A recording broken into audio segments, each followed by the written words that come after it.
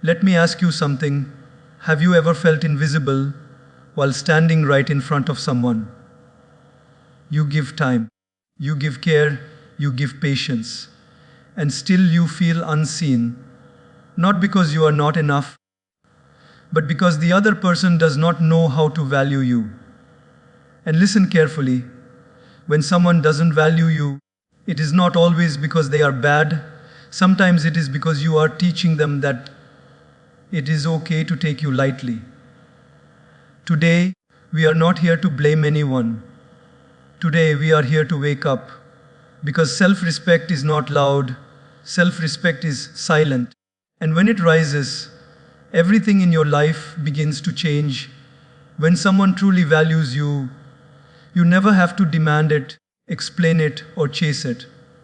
Value is something that is felt naturally, like warmth from the sun. You don't stand outside arguing with the sun to rise. When it rises, you feel it. In the same way, when a person values you, their actions speak without being pushed. They remember you without reminders. They respect your time without excuses. They care without being forced. If you are constantly asking for attention, asking for clarity, asking for reassurance, then slowly, something inside you starts to break, not because you are weak, but because you are trying to extract value where it does not exist. Many people confuse demanding respect with loving themselves. They think, if I speak louder, if I explain more, if I cry harder, maybe they will finally understand my worth. But real value does not come from pressure. The moment you have to convince someone of your importance, the balance is already lost. Value is voluntary. It is chosen. It flows naturally when someone genuinely sees you as important in their life. And when it doesn't flow, no amount of words can create it. Think about it carefully. When you care about someone deeply, do they have to remind you to reply? Do they have to beg you to show up? Do they have to question where they stand in your life? No, you do these things automatically because they matter to you. So when someone makes you feel confused, unsure, or constantly questioning your place, that confusion itself is the answer. Respect does not create anxiety. Value does not create fear. Love does not make you feel small. There is a silent damage that happens when you keep demanding value. You slowly teach yourself that your worth depends on how someone else treats you. Each unanswered message becomes a judgment on your self-esteem. Each cancelled plan feels like proof that you are not enough. And without realizing it, you begin to shrink, adjusting your expectations, lowering your standards, accepting less just to keep the connection alive. This is not love. This is emotional survival. And here is the most painful truth. When you demand value from someone who does not naturally give it, you are not increasing your worth in their eyes, you are reducing it. Because value cannot be forced. When you chase, you signal that you are afraid to lose them. And fear-driven attachment never creates respect. It creates comfort for the other person and exhaustion for you. They become relaxed knowing you will stay, no matter how little they offer. And you become tired, carrying the emotional weight alone. But understanding this is not about blaming the other person. People can only give what they have. Some people don't know how to value others because they never learned how to value themselves. Some are distracted. Some are emotionally unavailable. Some are simply not meant to walk the same path as you. The mistake is not that they don't value you. The mistake is that you keep asking them to become someone they are not. When you stop demanding value, something powerful happens. You stop arguing for your worth. You stop justifying your needs. You stop explaining why you deserve basic respect. Instead, you begin to observe. You begin to notice who shows up naturally and who disappears when you stop trying. This is clarity. And clarity, though painful, is peaceful. It removes confusion and replaces it with truth. Value is felt in small things, in consistency, in effort, in presence, in how someone listens when you speak and how they act when you are not around. These things cannot be negotiated. They are either there or they are not. And once you accept this, you no longer waste energy knocking on closed doors. You understand that the right doors open without force. Choosing not to demand value does not mean you accept disrespect. It means you respect yourself enough to walk away from what does not honor you. It means you trust that your worth is intrinsic, not something to be proven or earned through suffering. The moment you stop begging for importance, you reclaim your power. You stand taller, speak calmer, and move with dignity. And the irony is this: when you stop demanding value, you become more valuable to yourself first. And when you value yourself, you naturally attract people who recognize it without being told. Because the right people never need convincing. They see you, they feel you, and they choose you freely, honestly, and without being asked. When you give too much without boundaries, appreciation slowly disappears. Not because people are cruel by nature, but because the human mind adapts very quickly to comfort. What is always available is often taken for granted. What comes without effort is rarely respected. Over-giving may look like love on the surface, but deep inside, it often comes from fear, the fear of being left, the fear of not being enough, the fear that if you stop giving, the connection will disappear. And that fear quietly shapes how others treat you. In the beginning, over-giving feels noble. You listen more, forgive faster, adjust more, sacrifice more. You tell yourself, this is what love is, or this is how I keep peace, or if I do a little more, things will improve. But what you don't realize is that every time you ignore your own limits, you send a silent message: my needs come last. And people learn from your behavior, not your words. They learn that you will stay even when they don't try. They learn that you will understand even when they hurt you. They learn that your patience has no end. Gradually, the dynamic shifts. What once felt like kindness becomes an expectation. Your efforts are no longer noticed, they are assumed. Your availability is no longer appreciated, it is demanded. And when you finally pause, when you finally need something in return, the response surprises you. They act confused, they act offended. They say, you've changed. But the truth is, you didn't change. You simply stopped over-functioning in a relationship that was under-functioning on the other side. Over-giving creates imbalance. Relationships are like scales. When one side keeps adding weight while the other remains still, the scale tips. And once it tips too far, respect begins to fade. Not intentionally, but naturally. Because respect grows where there is balance, not where one person is constantly compensating for the lack of effort from the other. When you keep filling the gaps, the other person never learns to show up fully. There is also another hidden cost of over-giving: resentment. At first, you don't feel it. You tell yourself you are happy to give. But slowly, when your efforts go unnoticed, something hardens inside. You start expecting appreciation that never comes. You start hoping they will change, step up, notice you. And when they don't, disappointment turns into silent anger. This resentment doesn't come from giving. It comes from giving while abandoning yourself. Over-giving also blurs your identity. You become so focused on meeting their needs that you forget your own. Your happiness becomes dependent on their mood. Your peace depends on their behavior. And without realizing it, you shrink your world to keep someone comfortable. This is not devotion. This is self-erasure. And no relationship built on self-erasure can ever feel fulfilling. People don't value what costs them nothing. This is not harsh, it is human. Effort creates meaning. When someone has to invest time, attention, and care, they become emotionally involved.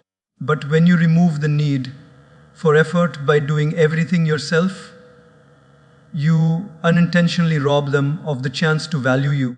They don't miss you because you never leave space for absence. They don't step up because you always step in. Learning to stop over giving is uncomfortable. It feels selfish at first. You feel guilty for saying no. You feel anxious for pulling back. You worry that if you stop giving so much, you will be rejected. But this discomfort is actually growth. It is you choosing self-respect over approval. It is you trusting that the right people will not disappear when you stop over-giving, they will adjust. When you create boundaries, something important happens. You begin to see clearly. Those who truly care will meet you halfway. They will notice the space and fill it with effort. They will ask, listen, and show up. And those who only benefited from your over-giving will slowly fade away. This is not loss. This is alignment. Giving is beautiful when it comes from abundance, not fear. When you give because you want to, not because you feel you must. When you give without sacrificing your dignity. Healthy giving strengthens connection. Over-giving weakens it. And the moment you learn the difference, your relationships transform. When you stop over-giving, you don't become less loving. You become more balanced. You allow others to contribute. You allow mutual respect to grow. And most importantly, you send yourself a powerful message: my worth is not measured by how much I give, but by who I am. Silence has a strange power that most people underestimate. We often think that staying quiet means losing, that if we stop calling, stop texting, stop explaining, we'll be forgotten. So we keep talking, we keep chasing, we keep filling the silence with effort, hoping it will hold the relationship together. But silence, when used with awareness, does something very different. It reveals the truth that words often hide. When you step back and become silent, you stop interfering with reality. You stop covering cracks with explanations. You stop making excuses for someone's lack of effort. And in that space, people show you who they truly are. Those who value you feel the absence immediately. They notice the quiet. They sense the distance. And instead of feeling relieved, they feel concerned. They reach out, not to ask what went wrong, but to reconnect. Their actions come naturally because care moves toward what it values. On the other hand, when someone does not value you, your silence becomes comfortable for them. They don't miss you. They don't wonder. They don't reach out. And this is painful to accept, but incredibly important to see. Because while words can lie, behavior does not. Silence removes the noise and leaves only truth behind. Many people are afraid of silence because it feels like rejection. It feels like letting go of control. When you are always present, always available, you feel useful. You feel needed. Silence threatens that sense of importance. But real importance does not come from constant availability. It comes from genuine connection. And genuine connection survives silence. In fact, it often becomes clearer because of it. Silence also protects your dignity. When you stop reacting, stop over-explaining, stop justifying your feelings, you reclaim your self-respect. You are no longer begging to be understood. You are no longer chasing clarity from someone who is comfortable with confusion. You are simply observing. And observation is powerful because it gives you information without draining your energy. In silence, you begin to notice patterns. You see who checks on you and who forgets you, You see who feels your absence and who feels relief from it. This awareness may hurt, but it heals you at the same time. Because now you are no longer guessing. You are no longer hoping. You are seeing. Silence is not punishment. It is not manipulation. It is not a test. It is a boundary. It is you saying, I will no longer force what is not flowing naturally. When you stop initiating, you are not playing games. You are giving the relationship room to breathe or collapse. And both outcomes are valuable. Growth shows you strength. Collapse shows you truth. Some people confuse silence with indifference. But silence does not mean you don't care. It means you care enough about yourself to stop chasing what does not choose you. It means you trust that relationships that belong in your life will not need constant reminders. They will move toward you without pressure. Silence also helps you reconnect with yourself. When you are no longer focused on their responses, their mood, their attention, your mind becomes quieter. You begin to feel your own emotions again. You notice your own needs. You remember who you were before you started shrinking yourself to keep someone close. This reconnection is where healing begins. There is something very telling about how people react when you stop trying. Some step forward with concern and effort. Some disappear without explanation, and some return only when they feel your distance as a threat to their comfort, not because they miss you, but because they miss the benefits of your presence. Silence makes these differences visible. Choosing silence is not easy. It requires courage to let go of control and face the outcome. But the outcome, whatever it is, sets you free. Because once you see who truly values you, you stop wasting energy on those who don't. You stop negotiating your worth. You stop confusing attachment with connection. In the end, silence teaches you a powerful lesson. The people who belong in your life will move closer when you step back. And the ones who don't were only close because you were pulling them toward you. When you stop pulling, the truth stands still. And in that stillness, you finally see where you truly stand. When your presence becomes optional in someone's life, it slowly erodes your sense of worth. You start feeling like you are there only when it is convenient, only when there is time left over, only when nothing better is happening. This doesn't happen all at once. It begins subtly. A delayed reply here, a cancelled plan there, an excuse that sounds reasonable, then another, then many more. And each time, you tell yourself not to overthink, not to be demanding, not to make a big deal out of it. But deep inside, something feels off. Your presence should never feel like an afterthought. When someone truly values you, you are not fitted into gaps. You are part of the structure. They don't see time with you as something to manage around their life. They see it as something that belongs in their life. When you matter, you are not optional. You are intentional. And the difference between these two is not dramatic gestures, it is consistency.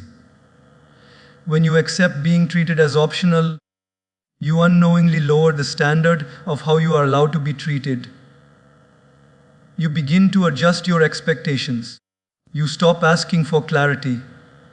You stop expressing disappointment. You tell yourself that at least they are still there, at least they haven't left completely. But partial presence is often more damaging than absence, because it keeps you hoping without fulfilling you. It keeps you emotionally invested while offering very little in return. Being optional also creates emotional instability. You never know where you stand. One day they are warm, the next day distant. One moment they include you, the next moment they forget you. This unpredictability keeps your mind restless. You overanalyze conversations. You replay interactions. You wait for signs that you matter. This is not connection. This is anxiety disguised as attachment. Many people tolerate this because they confuse patience with self-respect. They think staying quiet is maturity, that accepting less is understanding. But there is a difference between being patient and being invisible. Patience exists in relationships where effort exists. When effort disappears and only excuses remain, patience becomes self-neglect. When your presence is optional, your time is not respected. Plans are made loosely. Promises are flexible.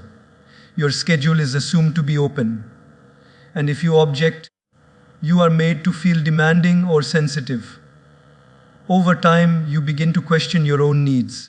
You wonder if you are asking for too much, when in reality, you are asking for the bare minimum: consideration. The painful truth is this: people make time for what matters to them. Not constantly, not perfectly, but consistently. They prioritize what they value, even in busy lives. So when someone repeatedly places you at the edge of their priorities, it is not because they are too busy. It is because you are not central to their focus. Accepting this is difficult, but denying it keeps you stuck. Choosing not to be optional requires courage. It means you stop being available on demand. It means you stop rearranging your life to fit into someone else's convenience. It means you honor your time as something valuable. And when you do this, two things can happen. Either the person recognizes your absence and steps up with intention, or they drift away because the relationship was built on your availability, not mutual commitment. Neither outcome is a failure. If they step up, the relationship becomes healthier. If they leave, you gain clarity. What hurts is staying in a place where you are tolerated but not chosen. Because being chosen feels different. Being chosen feels secure. It feels calm. It feels like you can breathe without worrying about being replaced. When you stop allowing yourself to be optional, you send a powerful message to yourself first. You say, my time matters, my presence matters, I matter. And this internal shift changes how you move through relationships. You become more grounded. You speak with more confidence. You no longer chase reassurance because your self-respect provides it. You deserve to be in spaces where your presence is valued, not negotiated. Where your absence is felt, not ignored. Where you are not competing with distractions for attention. And the moment you truly accept that your presence should never be optional, you stop settling for half-hearted connections. You begin to create room for relationships that are rooted in choice, not convenience. Before expecting respect from anyone else, you must first practice it with yourself.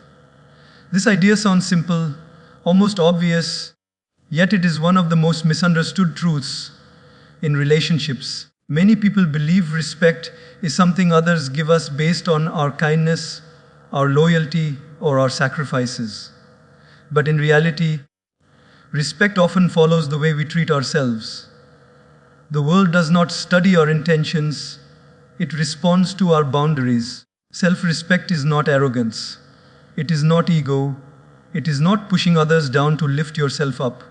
Self-respect is quiet. It is the calm decision to not tolerate what diminishes you. It is the strength to say no without guilt and yes without fear. And when self-respect is missing, even the most loving heart can be taken for granted.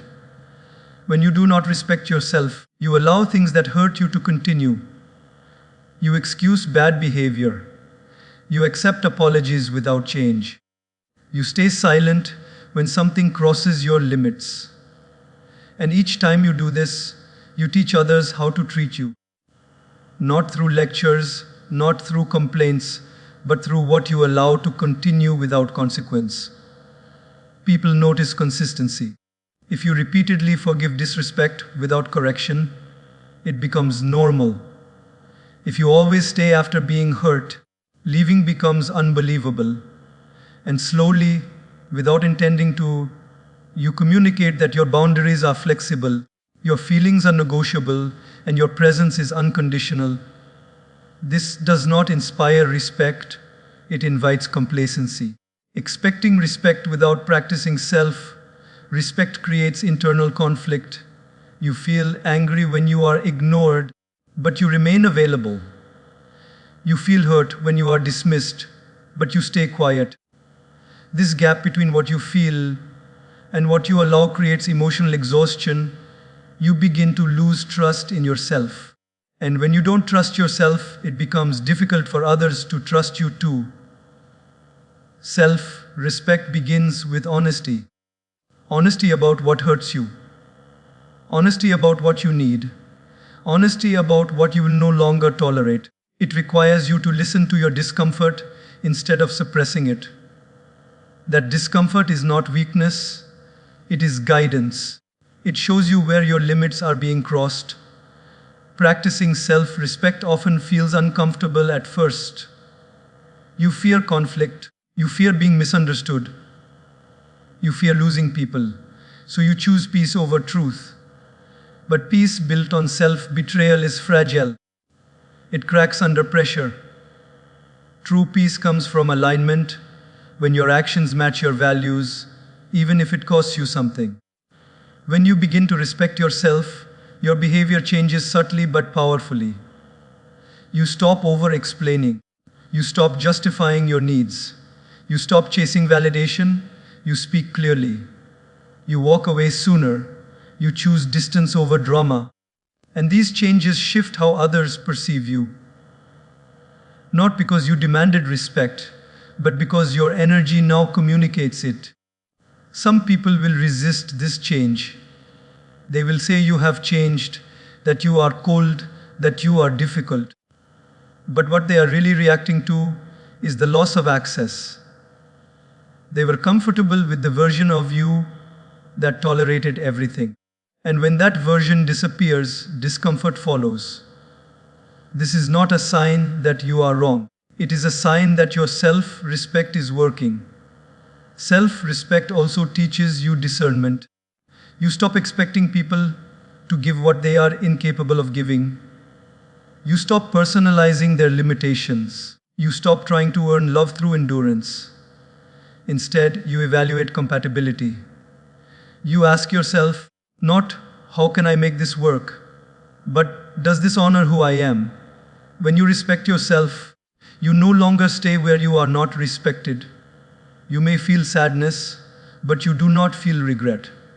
Because deep down, you know you chose yourself. And that choice builds inner strength. It rebuilds your confidence. It reminds you that your worth is not dependent on anyone else's recognition. Respect from others becomes a reflection, not a request. It flows naturally toward those who know their own value. And even when it doesn't come, self-respect ensures that you do not stay where you are diminished. In the end, respecting yourself is not about changing others. It is about protecting your dignity. And once your dignity is intact, everything else becomes clearer. When you keep explaining your pain to the same person again and again, something important is happening beneath the surface. At first, it feels reasonable. You think maybe they didn't understand you clearly. Maybe you didn't express yourself well enough. Maybe if you find the right words, the right tone, the right moment, they will finally realize how much they are hurting you. So you try again, and again, and again.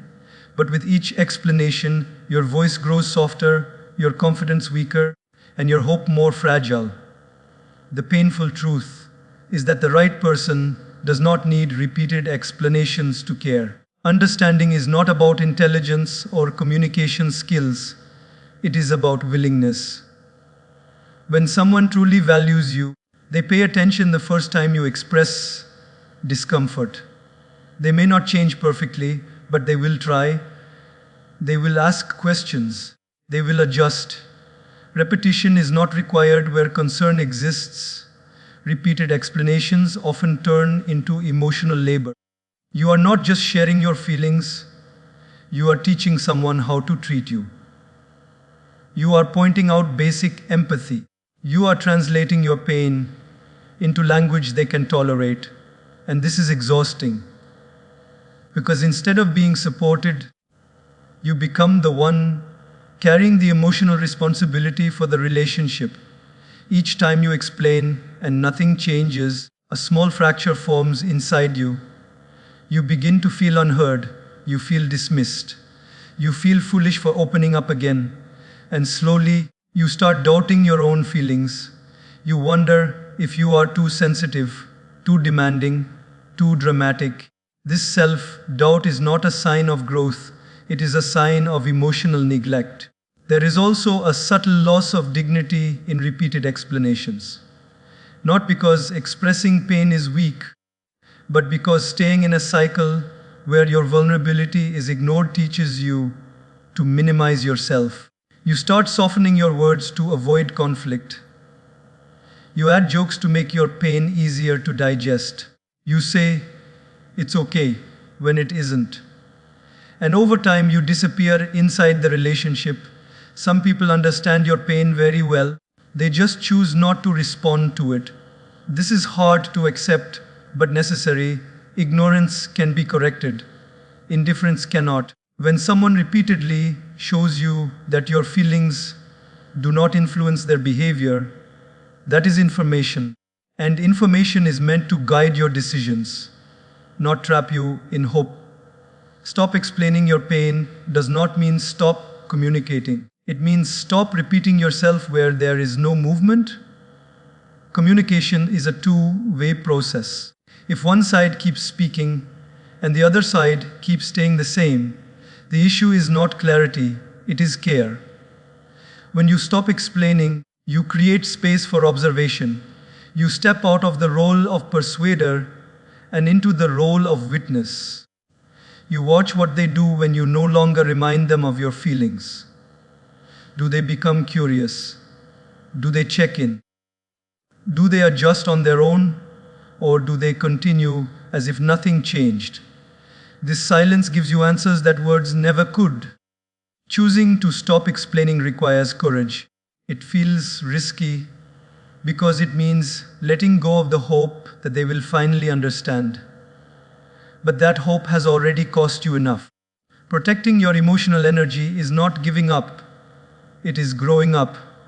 When you stop over explaining your pain, you begin to honor it. You treat it as something important, not something that needs justification. You stop asking for permission to feel, and this internal shift is powerful. You become calmer, clearer, more grounded. The right people do not need constant reminders of how to love you. They are attentive to your emotional signals. They respond to your silence, not just your words. And when you are around them, you don't feel the need to explain yourself into exhaustion. You feel understood without effort. In the end, repeated explanations do not deepen connection. They drain it. True connection is built on responsiveness, not repetition.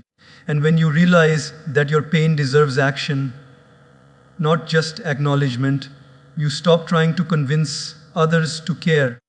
You start choosing environments where care already exists. Detachment is often misunderstood. Many people hear the word and immediately associate it with coldness, punishment, or emotional withdrawal meant to hurt the other person. But true detachment has nothing to do with cruelty. It is not revenge. It is not silent treatment designed to manipulate. Detachment is self-protection. When love is no longer safe for your emotional well-being, there comes a moment in many relationships when you realize that loving harder is only hurting you more. You give understanding, patience, forgiveness, and time, yet the situation remains the same. The neglect continues. The inconsistency repeats. And slowly, your heart begins to feel tired. Not angry, just tired. Detachment begins at that point, not as an act of bitterness, but as an act of survival. Detachment does not mean you stop caring overnight. It means you stop letting someone's behavior control your peace. You stop tying your self-worth to their attention. You stop waiting for them to change while your life stays on hold. This shift is subtle but powerful. You are still kind, but no longer available for harm. You are still compassionate, but no longer self-sacrificing. When love turns into neglect, staying emotionally attached becomes dangerous. You begin to normalize pain. You start tolerating disrespect. You convince yourself that love requires endurance. But love is not meant to drain you of your identity. It is meant to support it. Detachment is the boundary that says, I care about you, but I care about myself more. There is often guilt that comes with detachment. You worry you are being heartless. You worry you are giving up too easily. But detachment is not abandonment. It is stepping back so you can breathe again. It is choosing distance over damage. And sometimes, distance is the only way to see clearly. Detachment allows you to regain perspective. When you are emotionally entangled, everything feels urgent. Every message, every tone, every delay affects you deeply. But when you detach, you regain your center. You respond instead of react. You observe instead of assume. And in that calm space, you begin to understand the reality of the relationship without emotional fog. Some people only realize your value when you stop being available. Not because they miss you as a person, but because they miss the comfort you provided. Detachment helps you distinguish between those who want you and those who want what you give. This distinction is painful, but it is necessary for growth. Detachment is also an act of respect toward yourself.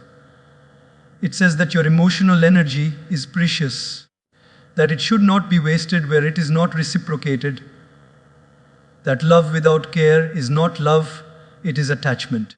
And attachment without respect leads to suffering. Choosing detachment does not mean you become closed off to love. On the contrary, it prepares you for healthier connections. When you detach from what hurts you, you create space for what honors you. You learn what you will and will not tolerate. You learn to listen to your intuition. You learn that peace is more important than proximity. Detachment teaches you that you can love someone and still walk away, that you can wish them well without staying in their chaos, that you can let go without hatred. This is emotional maturity, not emotional coldness. In the end, detachment is not about cutting people off.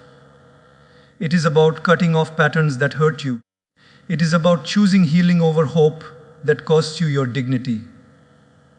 And when you detach from what drains you, you don't become empty. You become whole again.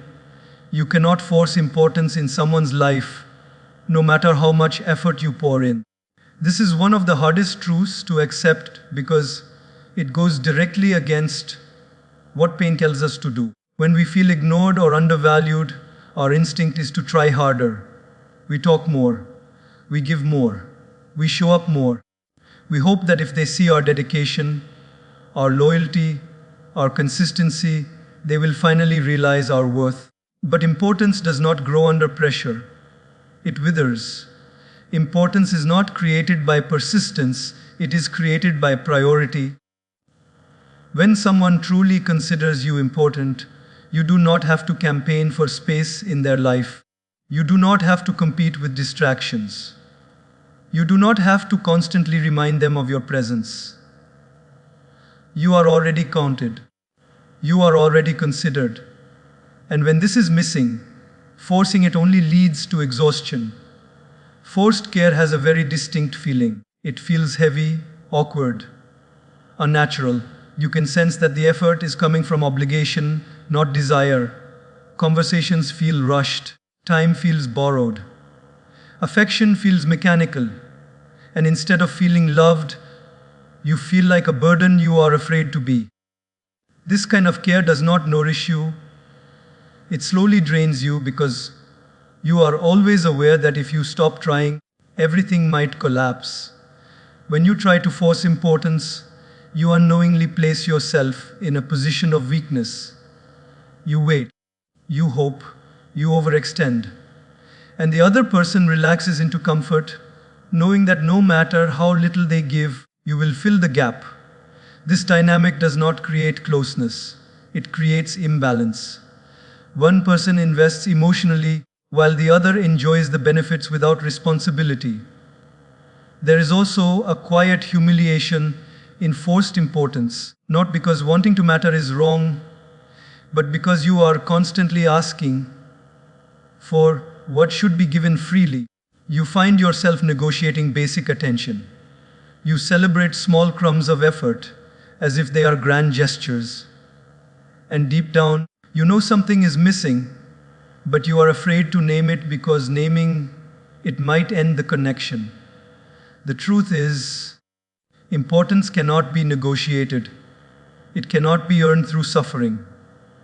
And it cannot be maintained through fear of loss. The more you push for it, the more distant it becomes. Because importance comes from choice, not pressure. And choice disappears when someone feels forced.